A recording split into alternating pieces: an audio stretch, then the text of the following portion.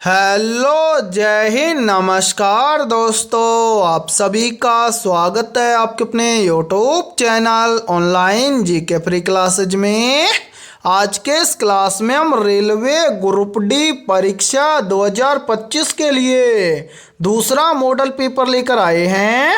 और मेरे भाई इस दूसरे मॉडल पेपर के अंदर हम ऑल सब्जेक्ट के ऊपर बहुत ही शानदार क्वेश्चनों को कवर करेंगे।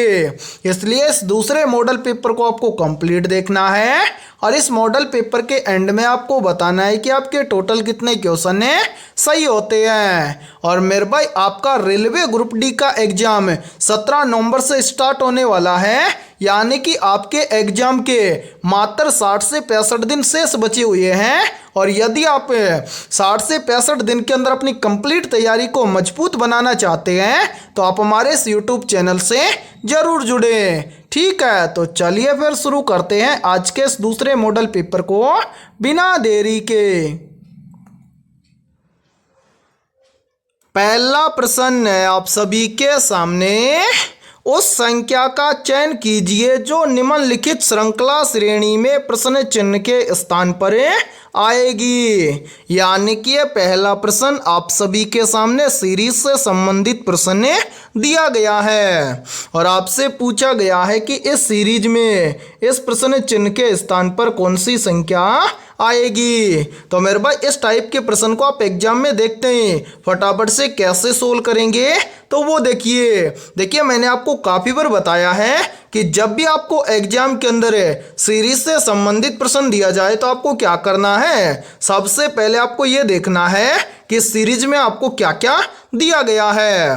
तो मेरे भाई यहाँ पर ध्यान से देखिए, सीरीज में हमें सबसे पहले दिया गया है 192, 192 के बाद में दिया गया है 96, 96 के बाद में दिया गया है 48, 48 के बाद में दिया गया है 24 और 24 के बाद में दिया गया है 12 और 12 के बाद में हमसे पूछा गया है कि इस प्रश्न चिन्ह के स्थान पर कौन सी संख्या आएगी। तो मेरे भाई यहाँ पर ध्यान से देखिए इस प्रश्न को किस प्रकार से सोल्व किया गया है। तो यहाँ पर हम क्या करेंगे, सबसे पहले यहाँ पर देखिए शुरू के अंदर या फर्स्ट के अंदर में दिया गया है 192, 192 के बाद में दिया गया है 96। तो 192 से 96 कैसे बनेगा, तो यहाँ पर ध्यान से देखिए यदि मेरे भाई हम क्या करें इस 192 को 2 से भाग कर दें तो यहाँ पर बन जाएगा 96। फिर देखिए 96 के बाद क्या दिया गया है 48, तो 96 से यहाँ पर 48 कैसे बनेगा।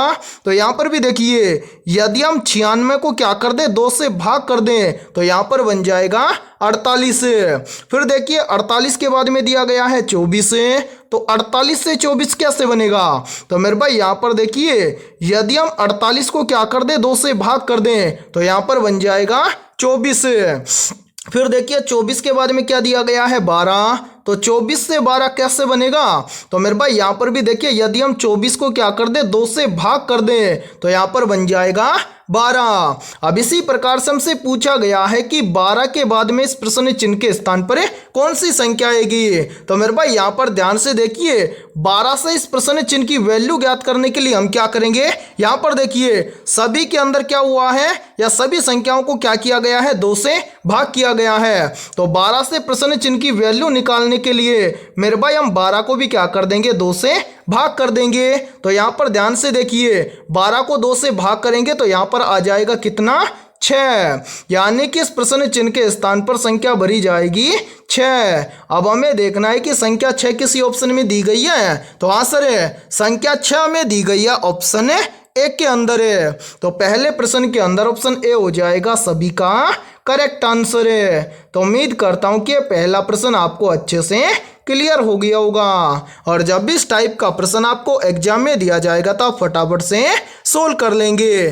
ठीक है, और मेरे भाई ये प्रश्न आरआरबी ग्रुप डी एग्जाम 2022 के अंदर पूछा गया प्रश्न है। ठीक है, और इसी के साथ में देखिए आप सभी के लिए बहुत ही इंपॉर्टेंट सूचना है।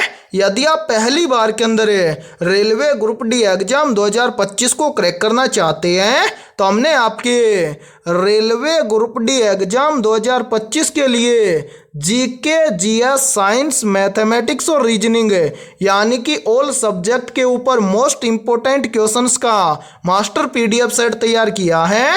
और जो भी अभ्यर्थी ये कंप्लीट मास्टर पीडीएफ सेट लेना चाहता है वो हमारे इस व्हाट्सएप नंबर पर कांटेक्ट करके ले सकता है। और मेरे भाई इस कंप्लीट मास्टर पीडीएफ सेट की प्राइस हमने रखी है मात्र और मात्र 80 रुपये, यानी कि 80 रुपये की फीस के अंदर आपको रेलवे ग्रुप डी एग्जाम 2025 के लिए ऑल सब्जेक्ट के ऊपर रामबाण क्वेश्चनों का मास्टर पीडीएफ सेट दिया जाएगा।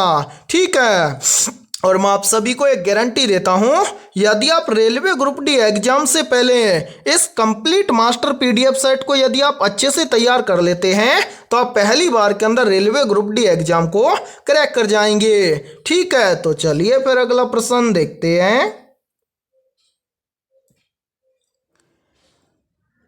दूसरा प्रश्न है आप सभी के सामने, नीचे दिए गए विकल्पों में से उस विकल्प का चयन करें जो श्रृंखला श्रेणी को पूरा करेगा। यानी कि दूसरा प्रश्न भी आप सभी के सामने सीरीज से संबंधित प्रश्न दिया गया है और आपसे पूछा गया है कि इन चारों विकल्पों में से कौन सा विकल्प इस सीरीज को पूरा करेगा, यानी कि इन दोनों प्रश्न चिन्हों के स्थान पर किस विकल्प की संख्या आएंगी। तो मेरे भाई इस टाइप के प्रश्न को आप एग्जाम में देखते हैं मात्र 2 से 3 सेकंड में कैसे सोल्व करेंगे, तो वो देखिए इसके लिए बहुत ही शानदार शॉर्ट ट्रिक है। और यदि ये ट्रिक आपको पता है तो आप देखते ही इस प्रकार के प्रश्न को सोल्व कर लोगे। ट्रिक क्या है, तो देखिए जब भी आपको सीरीज के अंदर डबल प्रश्न चिन्ह दिए जाएं तो मेरे भाई उस सीरीज को आपको हमेशा एक संख्या छोड़कर एक संख्या वाले लॉजिक के आधार पर सोल्व करना है। जैसे यहाँ पर ध्यान से समझिए कि इस सीरीज को कैसे सोल्व किया गया है। सबसे पहले हमें पता है कि सीरीज में कितने प्रश्न चिन्ह है, 2, तो यानी कि सीरीज को हम सोल्व करेंगे एक संख्या को छोड़कर एक संख्या के लॉजिक के आधार पर है। जैसे यहाँ पर देखिए मेरे भाई सबसे पहले है 6 से एक संख्या छोड़कर चलेंगे तो कितना है 18, 6 से 18 कैसे बनेगा, तो यहाँ पर ध्यान से देखिए यदि हम इस 6 का क्या कर दें 3 गुना कर दें तो यहाँ पर बन जाएगा 6 तिये 18। इसी प्रकार से 18 से एक संख्या छोड़कर आगे चलेंगे तो क्या है प्रश्न चिन्ह। अब मेरे भाई 18 से प्रश्न चिन्ह की वैल्यू निकालने के लिए हम क्या करेंगे, देखिए 6 से 18 यानी कि 6 से 18 बनाने के लिए क्या किया गया है, 6 का किया गया है 3 गुना। उसी प्रकार से 18 से प्रश्न चिन्ह की वैल्यू निकालने के लिए मेरे भाई इस 18 का हम क्या कर देंगे 3 गुना। तो यहाँ पर देखिए 18 तिये कितना हो जाएगा 54, यानी कि इस पहले प्रश्न चिन्ह के स्थान पर संख्या भरी जाएगी 54। इसी प्रकार से हम क्या करेंगे, मेरे भाई जो सीरीज छूट गया उसको सोल्व करेंगे। देखिए यहाँ पर क्या है 8 से एक संख्या छोड़कर आगे चलेंगे तो कितना है 16, 8 से 16 कैसे बनेगा, तो मेरे भाई यहाँ पर ध्यान से देखिए यदि हम 8 का क्या कर दें 2 गुना कर दें तो यहाँ पर बन जाएगा 8 दूना के 16। इसी प्रकार से 16 से फिर एक संख्या छोड़कर आगे चलेंगे तो क्या है प्रश्न चिन्ह। 16 से प्रश्न चिन्ह की वैल्यू कैसे आएगी, ध्यान से देखिए मेरे भाई 8 से 16 बना कैसे, यानी कि 8 का 2 गुना किया तो बन गया 16। अब 16 से मेरे भाई इस प्रश्न चिन्ह की वैल्यू निकालने के लिए हम क्या कर देंगे, इस 16 का भी कर देंगे 2 गुना। 16 का 2 गुना कितना होता है, तो मेरे भाई 16 का 2 गुना होता है 32। यानी कि मेरे भाई पहले प्रश्न चिन्ह के स्थान पर संख्या भरी जाएगी 54 और दूसरे प्रश्न चिन्ह के स्थान पर संख्या भरी जाएगी 32। अब हमें देखना है कि 54 और 32 हमें किसी ऑप्शन के अंदर दिए गए हैं, तो हाँ सर 54 और 32 हमें दिए गए हैं ऑप्शन एक के अंदर है, तो दूसरे प्रश्न के अंदर ऑप्शन ए हो जाएगा सभी का करेक्ट आंसर है। तो उम्मीद करता हूं कि दूसरा प्रश्न भी आपको अच्छे से क्लियर हो गया होगा। और जब भी इस टाइप का प्रश्न आपको एग्जाम में दिया जाएगा तो आप फटाफट से सोल्व कर लेंगे। ठीक है, तो चलिए फिर अगला प्रश्न देखते हैं। तीसरा प्रश्न है आप सभी के सामने, उस विकल्प का चयन करें जिसका 5वीं संख्या से वही संबंध है जो दूसरी संख्या का पहली संख्या से है और चौथी संख्या का तीसरी संख्या से है। यानी कि तीसरा प्रश्न आप सभी के सामने नंबर एनालॉजी से संबंधित प्रश्न दिया गया है और आपसे पूछा गया है कि इन चारों विकल्पों में से किस विकल्प की संख्या इस प्रश्न चिन्ह के स्थान पर आएगी। तो मेरे भाई इस टाइप के प्रश्न को आप एग्जाम में देखते हैं, फटाफट से कैसे सोल्व करेंगे तो वो देखिए मैंने आपको काफी बार बताया कि जब भी आपको एग्जाम के अंदर नंबर एनालॉजी से संबंधित प्रश्न दिया जाए तो आपको क्या करना है, सबसे पहले आपको यहाँ पर पता करना है कि 12 से यहाँ पर 33 कैसे बना है। उसी प्रकार से आपको यहाँ पर पता करना है कि 15 से यहाँ पर 42 कैसे बना है। यानी कि मेरे भाई जिस प्रकार से 12 से यहाँ पर 33 और 15 से यहाँ पर 42 जिस प्रकार से बना है, उसी प्रकार से फिर हम यहाँ पर बताएंगे कि 18 से इस प्रश्न चिन्ह के स्थान पर कौन सी संख्या आएगी। तो यहाँ पर ध्यान से समझिए इस प्रश्न को किस प्रकार से सोल्व किया गया है। यहाँ पर क्या किया गया है, सबसे पहले देखिए यहाँ पर देखेंगे कि 12 से यहाँ पर 33 कैसे बना है। तो मेरे भाई 12 से यहाँ पर 33 बनाने के लिए क्या किया गया है, सबसे पहले तो इस 12 का किया गया है 3 गुना। तो यहाँ पर देखिए 12 का 3 गुना करेंगे तो यहाँ पर बन जाएगा 12 तिये 36 और मेरे भाई इस 36 में से -3 करके यहाँ पर लिखा गया है 33 और यहाँ पर देखिए 33 आप सभी के सामने दिया गया है। अब इसी प्रकार से हम क्या करेंगे, यहाँ पर पता करेंगे कि 15 से यहाँ पर 42 सेम इसी प्रकार से लिखा गया है क्या। तो 15 से 42 बनाने के लिए भी हम क्या करेंगे, सबसे पहले तो मेरे भाई इस 15 का हम क्या कर देंगे 3 गुना।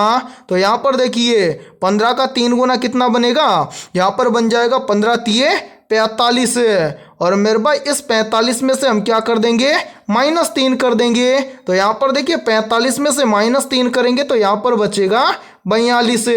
यानी कि यहाँ पर देखिए 42 भी आप सभी के सामने दिया गया है। उम्मीद करता हूँ कि यहाँ पर आप आसानी से बता दोगे कि 18 से इस प्रश्न चिन्ह के स्थान पर कौन सी संख्या आएगी। तो मेरे भाई 18 से इस प्रश्न चिन्ह की वैल्यू ज्ञात करने के लिए हम क्या करेंगे, सबसे पहले तो 18 से प्रश्न चिन्ह की वैल्यू ज्ञात करने के लिए इस 18 का हम कर देंगे 3 गुना। तो यहाँ पर देखिए मेरे भाई 18 का 3 गुना कितना बनेगा, यहाँ पर बन जाएगा 18 तिये 54 और ध्यान से देखिए सभी में से क्या किया गया है -3, यानी कि 36 में से -3 करके यहाँ पर लिखा गया है 33 और मेरे भाई 45 में से यहाँ पर -3 करके लिखा गया है 42। उसी प्रकार से हम मेरे भाई इस 54 में से भी क्या कर देंगे -3 कर देंगे। तो 54 में से -3 करेंगे तो यहाँ पर बचेगा 51, यानी कि इस प्रश्न चिन्ह के स्थान पर संख्या भरी जाएगी 51। अब हमें देखना है कि संख्या 51 किसी ऑप्शन में है। तो हाँ सर संख्या 51 हमें दी गई है ऑप्शन बी के अंदर। तो मेरे भाई तीसरे प्रश्न के अंदर ऑप्शन बी हो जाएगा सभी का करेक्ट आंसर। तो उम्मीद करता हूं कि तीसरा प्रश्न भी आपको अच्छे से क्लियर हो गया होगा। और जब भी इस टाइप का प्रश्न आपको एग्जाम में दिया जाएगा तो आप फटाफट से सोल्व कर लेंगे। ठीक है, तो चलिए फिर अगला प्रश्न देखते हैं। चौथा प्रश्न है आप सभी के सामने, नीचे दिए गए विकल्पों में से उस विकल्प का चयन करें जो श्रृंखला श्रेणी को पूरा करेगा। यानी कि आपसे पूछा गया है कि इन चारों विकल्पों में से कौन सा विकल्प इस प्रश्न चिन्ह के स्थान पर आएगा। और मेरे भाई ये चौथा प्रश्न आप सभी के सामने सीरीज से संबंधित प्रश्न दिया गया है। तो कैसे सोल्व करेंगे तो वो देखिए मेरे भाई आपके सामने जो सीरीज दिया गया है, इस सीरीज में आपको अल्फाबेट लेटर भी दिए गए हैं और संख्या भी दी गई है, यानी कि ये मिक्स सीरीज है। इसको कैसे सोल्व करेंगे फटाफट से, तो मैंने आपको काफी बार बताया है कि जब भी आपको मिक्स सीरीज या फिर लेटर और संख्याओं के साथ में सीरीज दिया जाए तो उस सीरीज में आपको क्या करना है, सबसे पहले लेटर सीरीज को सोल्व करना है और लेटर सीरीज के बाद में नंबर सीरीज को सोल्व करना है। कैसे सोल्व करेंगे वो देखिए मेरे भाई, यहां पर देखिए सबसे पहले सीरीज में दिया गया है ए के बाद में दिया गया है डी, तो ए से डी कैसे बनेगा। तो यहां पर देखिए मेरे भाई ए आता है 1 नंबर पर, डी आता है 4 नंबर पर। 1 से 4 कैसे बनेगा, तो ध्यान से देखिए यदि हम 1 में क्या कर दें +3 कर दें तो 1 और 3 मिलकर बन जाएगा 4, यानी कि 1 के अंदर +3 करके यहाँ पर लाया गया है डी। फिर देखिए डी से क्या बन रहा है जी, तो मेरे भाई डी से जी कैसे बनेगा, ध्यान से देखिए जी आता है 7 नंबर पर और डी आता है है 4 नंबर पर है। 4 से 7 कैसे बनेगा? तो यहाँ पर भी देखिए यदि हम 4 के अंदर क्या कर दें प्लस 3 कर दें तो 4 और 3 मिलकर बन जाएगा 7, यानी कि डी के अंदर प्लस 3 करके यहाँ पर लिखा गया है जी।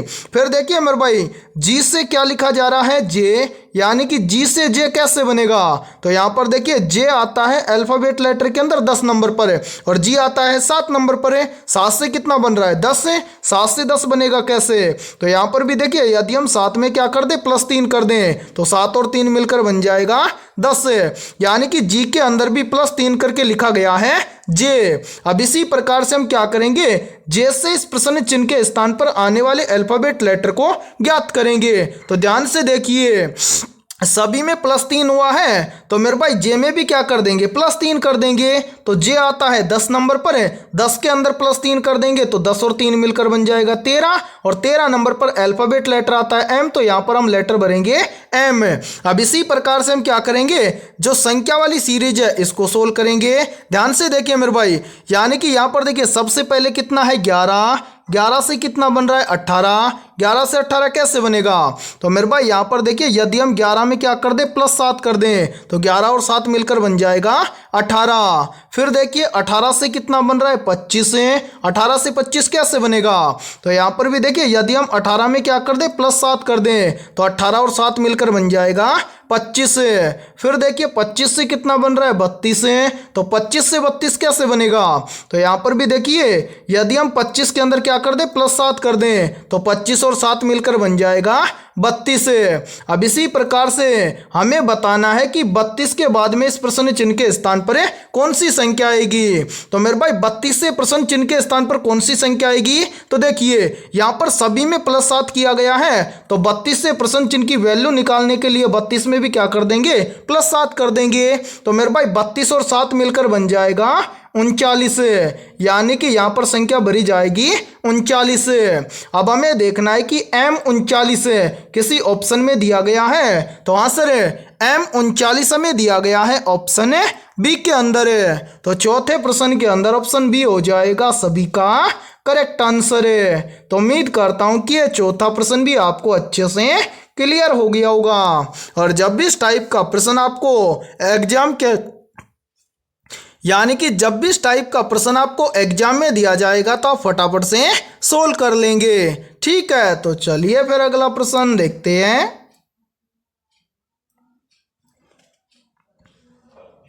पांचवा प्रश्न है आप सभी के सामने। किसी कोड भाषा में प्लस का मतलब है गुणा, माइनस का मतलब है प्लस, गुणा का मतलब है भाग और भाग का मतलब है माइनस। तो निम्नलिखित समीकरण का मान ज्ञात करें। यानी कि ये पांचवा प्रश्न आप सभी के सामने गणितीय संक्रियाओं से संबंधित प्रश्न दिया गया है और मेरे भाई आपसे पूछा गया है कि इस प्रश्न के अकॉर्डिंग यदि हम इस समीकरण को सोल्व करेंगे तो इस समीकरण का मान क्या आएगा। तो कैसे सोल्व करेंगे तो वो देखिए मेरे भाई गणितीय संक्रियाओं से संबंधित प्रश्न को आप एग्जाम में बहुत ही आसानी से सोल्व कर सकते हैं। कैसे? देखिए प्रश्न में आपको स्पष्ट बोला गया है कि प्लस का मतलब है गुणा। ठीक है, तो इस समीकरण के अंदर हम प्लस के स्थान पर क्या करेंगे गुणा। ठीक है, आगे बोला गया है कि माइनस का मतलब है प्लस, तो माइनस के स्थान पर हम क्या कर देंगे प्लस। ठीक है, आगे बोल रहा है कि गुणा का मतलब है भाग, तो गुणा के स्थान पर हम क्या करेंगे भाग करेंगे। ठीक है, इसी प्रकार से मेरे भाई लास्ट में बोल रहा है कि भाग का मतलब है माइनस है, तो भाग के स्थान पर हम क्या कर देंगे माइनस कर देंगे। अब यहां पर बनाएंगे नया समीकरण। देखिए यहाँ पर देखिए मेरे भाई सबसे पहले क्या है 40 है, उसके बाद में क्या है गुणा, गुणा का मतलब क्या है भाग है, उसके बाद में है 8 है, 8 के बाद में है भाग, भाग का मतलब है माइनस है, फिर क्या है 5 है, 5 के बाद में क्या है प्लस, प्लस का मतलब है गुणा, फिर क्या है 12, तो यहाँ पर लिख देंगे 12, 12 के बाद में है माइनस, माइनस का मतलब है प्लस है, फिर क्या है 28, तो यहाँ पर लिखेंगे 28 है। ये बन गया है नया समीकरण है। अब इस समीकरण को सोल्व करके इस समीकरण का मान हमें ज्ञात करना है। तो क्या करेंगे सबसे पहले समीकरण के अंदर हम सोल्व करेंगे भाग को। तो यहाँ पर देखिए मेरे भाई यानी कि 40 को क्या करेंगे 8 से भाग करेंगे, तो यहाँ पर देखिए 40 को 8 से भाग करेंगे तो यहाँ पर चला जाएगा 8 पंजे 40। ठीक है, उसके बाद में माइनस से भाग करने के बाद में क्या करेंगे, गुणा करेंगे। तो यहाँ पर देखिए 12 और 5 का आपस में गुणा करेंगे तो यहाँ पर बन जाएगा 12 पंजे 60। ठीक है, उसके बाद में क्या है, प्लस में 28, तो यहाँ पर लिखेंगे 28। ठीक है, अब हम क्या करेंगे, गुणा करने के बाद में प्लस प्लस की संख्याओं को जोड़ देंगे और जो माइनस की संख्या है उसको घटा देंगे। तो यहाँ पर देखिए प्लस का 5 है और प्लस का क्या है 28 है। तो यहाँ पर ध्यान से समझिए, प्लस का 5 है और प्लस का 28, तो 28 और 5 मिलकर बन जाएगा 33 है। ठीक है मेरे भाई, उसके बाद में क्या बच रहा है, माइनस का 60 है। तो यहाँ पर हम क्या कर देंगे, माइनस 60 कर देंगे। तो देखिए मेरे भाई यहाँ पर क्या बचेगा, यानी कि माइनस का 60 है और प्लस का 33 है। तो यहाँ पर देखिए यानी कि 33 में से माइनस का 60 या माइनस के 60 में से 33 को निकालेंगे तो मेरे भाई यहाँ पर बच जाएगा माइनस का 27। यानी कि इस प्रश्न के अकॉर्डिंग यदि हम इस समीकरण को सोल्व करेंगे तो इस समीकरण का मान आएगा -27। अब हमें देखना है कि -27 किसी ऑप्शन में दिया गया है, तो आंसर है -27 हमें दिया गया है ऑप्शन सी के अंदर है। तो पांचवें प्रश्न के अंदर ऑप्शन सी हो जाएगा सभी का करेक्ट आंसर है। तो उम्मीद करता हूं कि ये पांचवा प्रश्न भी आपको अच्छे से क्लियर हो गया होगा। और जब भी इस टाइप का प्रश्न आपको एग्जाम में दिया जाएगा तो आप फटाफट से सोल्व कर लेंगे। और मेरे भाई ये प्रश्न आरआरबी ग्रुप डी एग्जाम 2022 की सेकंड शिफ्ट के अंदर पूछा गया प्रश्न है। ठीक है, तो चलिए फिर अगला प्रश्न देखते हैं। छठा प्रश्न है आप सभी के सामने, निम्नलिखित में से दौड़ने की चाल अधिकतम किस में होती है। ऑप्शन ए है निर्वात में, ऑप्शन बी है गैस में, ऑप्शन सी है द्रव में और ऑप्शन डी है ठोस में। तो यहाँ पर देखिए इन चारों में से करेक्ट आंसर हो जाएगा सभी का ऑप्शन है डी, यानी कि दौड़ने की चाल अधिकतम होती है ठोस में। तो छठे प्रश्न के अंदर करेक्ट आंसर हो जाएगा सभी का ऑप्शन है डी। तो चलिए फिर अगला प्रश्न देखते हैं। सातवां प्रश्न है आप सभी के सामने, भारतीय संविधान में मौलिक कर्तव्यों को किस संशोधन द्वारा जोड़ा गया था। मेरे भाई वेरी वेरी इंपॉर्टेंट प्रश्न है ये, तो जल्दी से बताइए इन चारों में से करेक्ट आंसर क्या होगा। आपसे पूछा गया है कि भारतीय संविधान में मौलिक कर्तव्यों को किस संशोधन द्वारा जोड़ा गया था। और मेरे भाई ये प्रश्न आरआरबी ग्रुप डी एग्जाम 2022 के अंदर पूछा गया प्रश्न है। तो यहाँ पर देखिए इन चारों में से करेक्ट आंसर हो जाएगा सभी का ऑप्शन है ए, यानी कि भारतीय संविधान में मौलिक कर्तव्यों को 42वें संशोधन द्वारा जोड़ा गया था। तो सातवें प्रश्न के अंदर करेक्ट आंसर हो जाएगा सभी का ऑप्शन है ए। और मेरे भाई आपको इस क्लास के अंदर एंड तक बने रहना है, क्योंकि इस क्लास के अंदर हमने बहुत ही इंपॉर्टेंट क्वेश्चनों को कवर किया है और ये सभी क्वेश्चन आपके एग्जाम के लिए भी इंपॉर्टेंट रहेंगे। ठीक है, तो चलिए फिर अगला प्रश्न देखते हैं। आठवां प्रश्न है आप सभी के सामने, किस गैस को लाफिंग गैस के नाम से जाना जाता है। ऑप्शन ए है कार्बन डाइऑक्साइड गैस को, ऑप्शन बी है नाइट्रस ऑक्साइड गैस को, ऑप्शन सी है सल्फर डाइऑक्साइड गैस को और ऑप्शन डी है हाइड्रोजन गैस को। तो जल्दी से बताइए इन चारों में से करेक्ट आंसर क्या होगा। तो मेरे भाई यहाँ पर देखिए आप सभी का करेक्ट आंसर हो जाएगा यहाँ पर ऑप्शन है बी, यानी कि नाइट्रस ऑक्साइड गैस को लाफिंग गैस के नाम से जाना जाता है। तो आठवें प्रश्न के अंदर करेक्ट आंसर हो जाएगा सभी का ऑप्शन है बी। तो चलिए फिर अगला प्रश्न देखते हैं। नौवां प्रश्न है आप सभी के सामने, भारत छोड़ो आंदोलन किस वर्ष शुरू हुआ था। ऑप्शन ए वर्ष 1930 में, ऑप्शन बी है वर्ष 1942 में, ऑप्शन सी है वर्ष 1945 में और ऑप्शन डी है वर्ष 1947 में। तो यहाँ पर देखिए इन चारों में से करेक्ट आंसर हो जाएगा सभी का ऑप्शन है बी, यानी कि भारत छोड़ो आंदोलन शुरू हुआ था वर्ष 1942 में। तो नौवें प्रश्न के अंदर करेक्ट आंसर हो जाएगा सभी का ऑप्शन है बी। तो चलिए फिर अगला प्रश्न देखते हैं। 10वां प्रश्न है आप सभी के सामने। किस उपकरण का उपयोग विद्युत धारा मापने के लिए किया जाता है? ऑप्शन ए है वोल्टमीटर का, ऑप्शन बी है एमीटर का, ऑप्शन सी है गैल्वेनोमीटर का और ऑप्शन डी है ओडोमीटर का। तो जल्दी से बताइए इन चारों में से करेक्ट आंसर क्या होगा। मेरे भाई आपसे पूछा गया है कि किस उपकरण का उपयोग विद्युत धारा मापने के लिए किया जाता है, और ये प्रश्न बहुत ही इंपॉर्टेंट प्रश्न है क्योंकि ये प्रश्न आरआरबी ग्रुप डी एग्जाम 2018 के अंदर पूछा गया प्रश्न है। ठीक है, और मेरे भाई जितने भी साइंस के क्वेश्चन आपको इस क्लास के अंदर देखने को मिलेंगे सभी क्वेश्चन आपको इंपॉर्टेंट मिलेंगे। और मेरे भाई साइंस के सभी क्वेश्चनों को आप जरूर नोट करना क्योंकि आपके एग्जाम के अंदर साइंस से केवल 25 प्रश्न पूछे जाएंगे। ठीक है, तो यहाँ पर देखिए इन चारों में से करेक्ट आंसर हो जाएगा सभी का ऑप्शन है बी, यानी कि एमीटर उपकरण का उपयोग किया जाता है विद्युत धारा मापने के लिए। ठीक है, तो चलिए फिर अगला प्रश्न देखते हैं। 11वां प्रश्न है आप सभी के सामने। हड़प्पा सभ्यता का सबसे बड़ा स्थल कौन सा है? ऑप्शन ए है मोहनजोदड़ो, ऑप्शन बी है कालीबंगा, ऑप्शन सी है लोथल और ऑप्शन डी है इनमें से कोई नहीं। तो जल्दी से बताइए इन चारों में से करेक्ट आंसर क्या होगा। आप सभी से पूछा गया है कि हड़प्पा सभ्यता का सबसे बड़ा स्थल कौन सा है। तो यहाँ पर देखिए इन चारों में से करेक्ट आंसर हो जाएगा सभी का ऑप्शन है ए, यानी कि हड़प्पा सभ्यता का सबसे बड़ा स्थल है मोहनजोदड़ो। तो 11वें प्रश्न के अंदर करेक्ट आंसर हो जाएगा सभी का ऑप्शन है ए। ठीक है, और इसी के साथ में देखिए मेरे भाई यदि आपको ऑप्शन के अंदर मोहनजोदड़ो के साथ में राखीगढ़ी भी दिया जाए तो याद रखना मोहनजोदड़ो से बड़ा है राखीगढ़ी। ठीक है, तो हड़प्पा सभ्यता का सबसे बड़ा स्थल कौन सा है? इन चारों में से हो जाएगा मोहनजोदड़ो। और यदि आपको मोहनजोदड़ो के साथ में राखीगढ़ी भी दिया जाए तो मोहनजोदड़ो से भी बड़ा है राखीगढ़ी। ठीक है, यानी कि हड़प्पा सभ्यता का सबसे बड़ा स्थल है राखीगढ़ी। ठीक है, तो चलिए फिर अगला प्रश्न देखते हैं।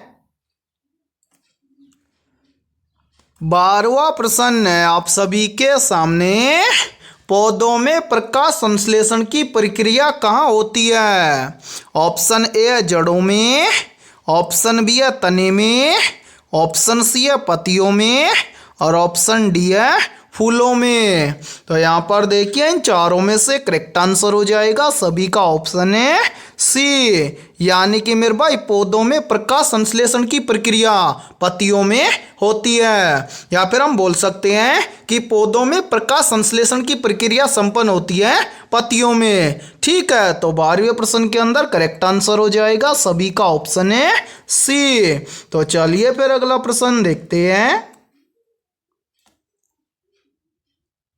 13वां प्रश्न है आप सभी के सामने। भारत की सबसे लंबी तट रेखा वाला राज्य कौन सा है? ऑप्शन ए है महाराष्ट्र, ऑप्शन बी है तमिलनाडु, ऑप्शन सी है गुजरात और ऑप्शन डी है आंध्र प्रदेश। तो यहाँ पर देखिए इन चारों में से करेक्ट आंसर हो जाएगा सभी का ऑप्शन है सी, यानी कि भारत की सबसे लंबी तट रेखा वाला राज्य है गुजरात। तो 13वें प्रश्न के अंदर करेक्ट आंसर हो जाएगा सभी का ऑप्शन है सी।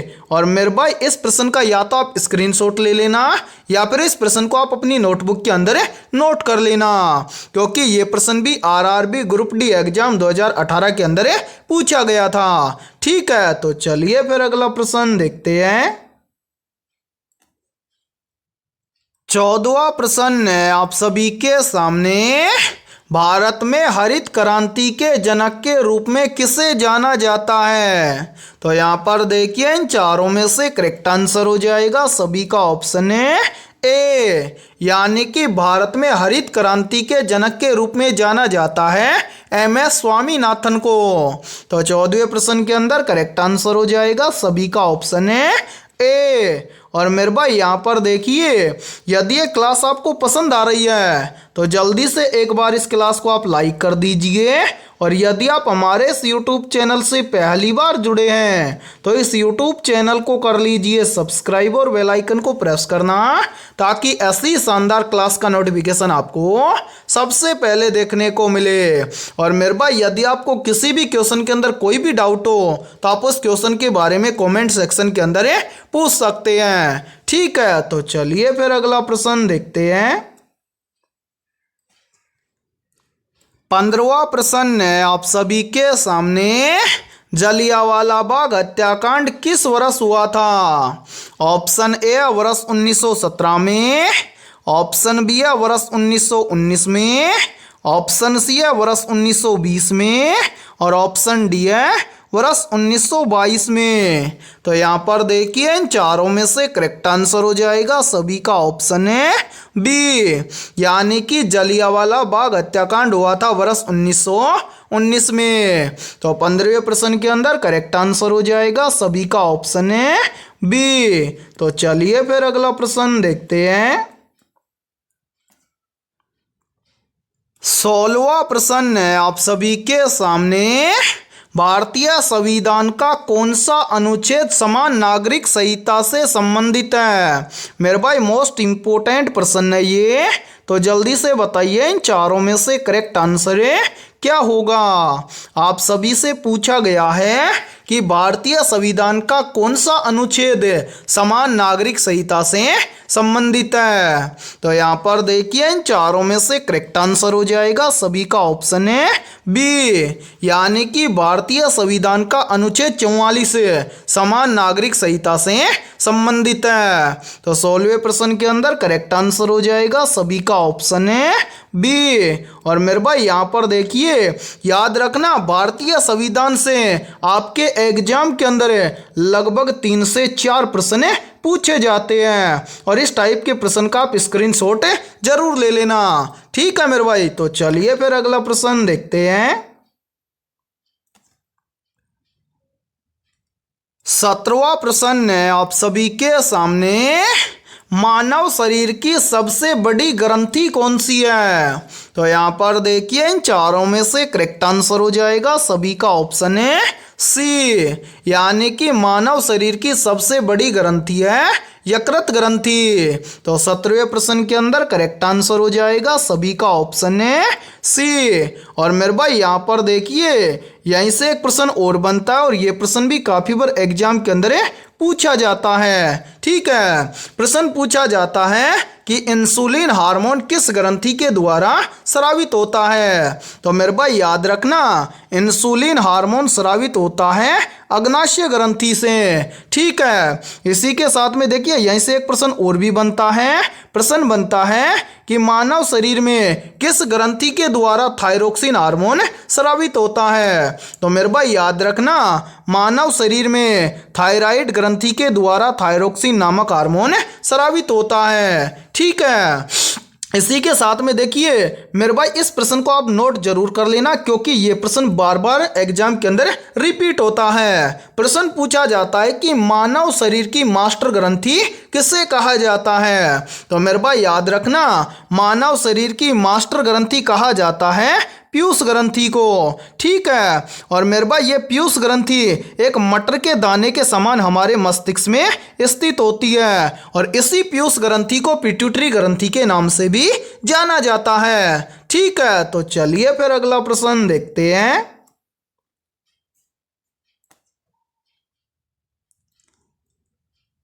18वां प्रश्न है आप सभी के सामने, निम्नलिखित में से कौन सा एक अधातु जो कमरे के तापमान पर तरल अवस्था में पाया जाता है? तो बताइए इन चारों में से करेक्ट आंसर क्या होगा। मेरे भाई आपसे पूछा गया है कि एक अधातु है जो कमरे के तापमान पर तरल अवस्था में पाया जाता है, वह कौन सा है? तो यहाँ पर देखिए इन चारों में से करेक्ट आंसर हो जाएगा सभी का ऑप्शन है बी, यानी कि ब्रोमीन एक अधातु है जो कमरे के तापमान पर तरल अवस्था में पाया जाता है।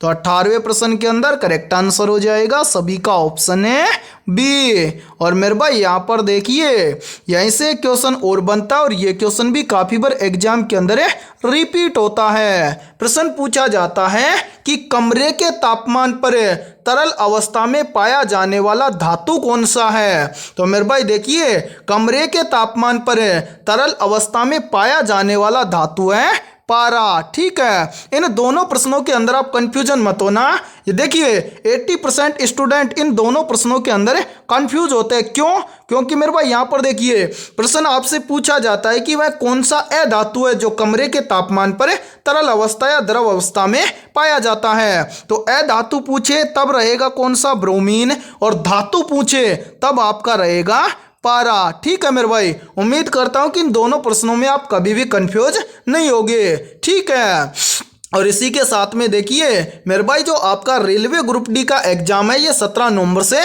स्टार्ट होने वाला है। यानी कि आपके एग्जाम के मात्र 60 से 65 दिन शेष बचे हुए हैं। और यदि आप 60 से 65 दिन के बीच में अपनी कंप्लीट तैयारी को मजबूत बनाना चाहते हैं तो मेरे भाई हमने आप सभी के लिए यानी कि रेलवे ग्रुप डी एग्जाम के लिए ऑल सब्जेक्ट के ऊपर रामबाण क्वेश्चनों का मास्टर पीडीएफ सेट तैयार किया है।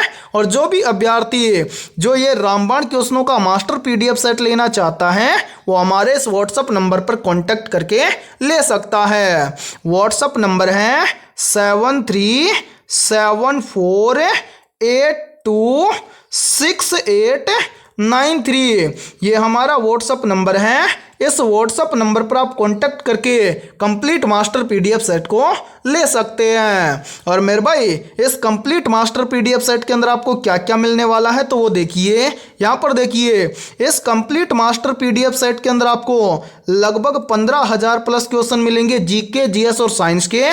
और मेरे भाई इन क्वेश्चनों में से एक भी क्वेश्चन आपका बाहर जाने वाला नहीं है। ठीक है, 15,000 क्वेश्चन आपको मिलेंगे जीके, जीएस और साइंस के। ठीक है, इसी मास्टर पीडीएफ सेट के अंदर आपको लगभग 5,000 प्लस क्वेश्चन मिलेंगे कंप्यूटर और करंट अफेयर्स के। ठीक है, और इन्हीं के साथ में आपको लगभग 5,000 प्लस क्वेश्चन मिलेंगे मैथमेटिक्स और रीजनिंग के। इस तरह से आपको ऑल सब्जेक्ट के ऊपर फुल सॉल्यूशन के साथ में रामबाण क्वेश्चनों का मास्टर पीडीएफ सेट दिया जाएगा। और इस कंप्लीट मास्टर पीडीएफ सेट को आप ले सकते हैं हमारे इस व्हाट्सएप नंबर पर कांटेक्ट करके। और मेरे भाई इस कंप्लीट मास्टर पीडीएफ सेट की प्राइस हमने रखी है मात्र और मात्र 80 रुपए। यानी कि मात्र 80 रुपए की फीस के अंदर आपको ये कंप्लीट मास्टर पीडीएफ सेट मिलने वाला है। ठीक है, तो चलिए फिर अगला प्रश्न देखते हैं। 19वां प्रश्न है आप सभी के सामने। निम्नलिखित में से कौन सी अक्रिय गैस वायुमंडल में सर्वाधिक मात्रा में पाई जाती है। ऑप्शन ए है हीलियम गैस, ऑप्शन बी है नियोन गैस, ऑप्शन सी है आर्गन गैस और ऑप्शन डी है क्रिप्टॉन गैस। तो यहाँ पर देखिए इन चारों में से करेक्ट आंसर हो जाएगा सभी का ऑप्शन है सी। यानी कि मेरे भाई जो ऑर्गन गैस है या फिर जो ऑर्गन अक्रिय गैस है ये वायुमंडल में सर्वाधिक मात्रा में पाई जाती है। तो 19वें प्रश्न के अंदर करेक्ट आंसर हो जाएगा सभी का ऑप्शन है सी। और मेरे भाई यहाँ पर देखिए इसी गैस से संबंधित एक प्रश्न पूछा गया था आरआरबी ग्रुप डी एग्जाम 2018 के अंदर। प्रश्न पूछा गया था कि विद्युत बल्ब में कौन सी गैस भरी जाती है। तो मेरे भाई याद रखना विद्युत बल्ब में कौन सी गैस भरी जाती है तो विद्युत बल्ब में भरी जाती है आर्गन गैस। ठीक है, और देखिए यहीं से एक क्वेश्चन और बनता है और ये क्वेश्चन एग्जाम के अंदर पूछे जाने के चांस हैं। प्रश्न पूछा जाता है कि जो विद्युत बल्ब होता है उसका फिलामेंट किस धातु का बना होता है। तो मेरे भाई याद रखना विद्युत बल्ब का फिलामेंट बना होता है टंगस्टन धातु का। ठीक है, तो चलिए फिर अगला प्रश्न देखते हैं। 20वां प्रश्न है आप सभी के सामने।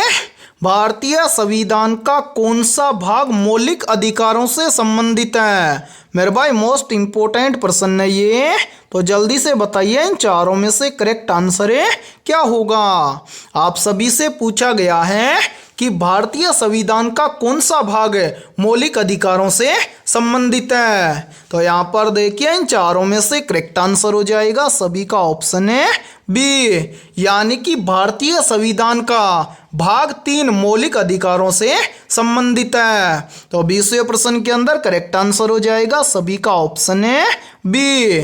और मेरे भाई यहाँ पर देखिए यहीं से क्वेश्चन और बनता है और ये क्वेश्चन भी एग्जाम के अंदर पूछा गया था, यानी कि ये प्रश्न पूछा गया था आरआरबी ग्रुप डी एग्जाम 2022 के अंदर प्रश्न पूछा गया था कि भारतीय संविधान में कितने भाग और कितनी अनुसूचियां हैं। तो मेरे भाई याद रखना भारतीय संविधान में कितने भाग हैं, तो टोटल भाग हैं 25, ठीक है। और कितनी अनुसूचियां हैं, तो मेरे भाई भारतीय संविधान में 12 अनुसूचियां हैं, ठीक है। तो आज की इस क्लास के अंदर इतना ही। यदि ये क्लास आपको पसंद आई है तो जल्दी से एक बार इस क्लास को आप लाइक कर दीजिए, और यदि आप हमारे इस YouTube चैनल से पहली बार जुड़े हैं तो ऐसी ही शानदार क्लास देखने के लिए आप हमारे इस YouTube चैनल को जरूर सब्सक्राइब करें और साथ में बेल आइकन को प्रेस करना, ताकि ऐसी ही शानदार क्लास का नोटिफिकेशन भी आपको सबसे पहले देखने को मिले।